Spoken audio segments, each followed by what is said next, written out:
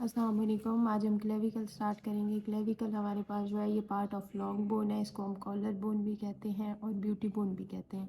ये हमारे पास first bone होती है टू ऑसिफाई। बस अभी हम करेंगे साइड डिटर्मिनेशन। ये थोड़ी सी ट्रिकी बोन है, इसकी साइड डिटर्मिनेशन में मुश्किल होती है, तो इसकी साइड डिटर्मिनेशन के पॉइंट्स गौर से सुनने हैं।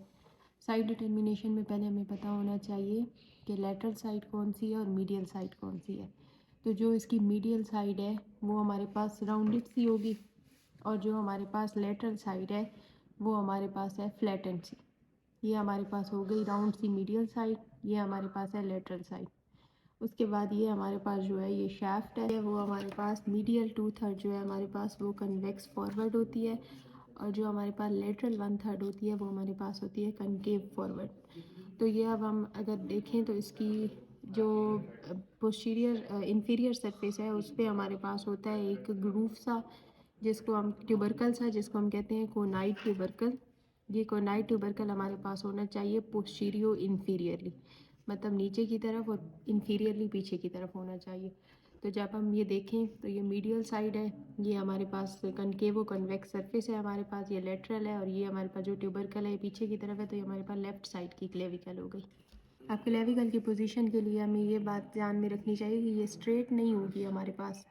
ये क्लेविकल की पोजीशन हमारे पास ऐसे होगी कि जो हमारे पास इसकी मीडियल साइड है, मीडियल साइड को हम स्टर्नल एंड भी कहते हैं मीडियल एंड को, जो लेटरल एंड है लेटरल एंड को एक्रोमियम एंड भी कहते हैं।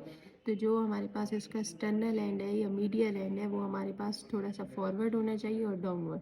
तो ये इस तरह हमारे पास बोन होती है। जब ये मीडियल इसका पोर्शन फॉरवर्ड और डाउनवर्ड होगा तो लेटरल पोर्शन इसका खुद ब खुद हमारे पास अपवर्ड और बैकवर्ड हो जाएगा। तो ये हमारे पास एनाटॉमिकल पोजीशन है क्लेविकल की। अभी हम करेंगे बोनी फीचर्स क्लेविकल के। तो पहले जैसे मैंने आपको बताया कि ये हमारे पास मीडियल एंड है, मीडियल एंड को एक्रोमियल इसके स्टर्नल एंड कहते हैं, और जो लेटरल एंड है उसको एक्रोमियल एंड कहते हैं।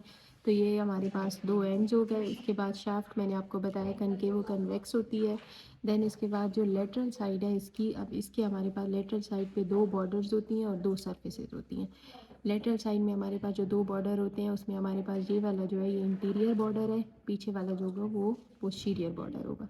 जो स्मूथ सी हमारे पास जो सरफेस है ये हमारे पास है सुपीरियर सरफेस, और ये जो हमारे पास रफ सरफेस है ये हमारे पास है इन्फीरियर सरफेस।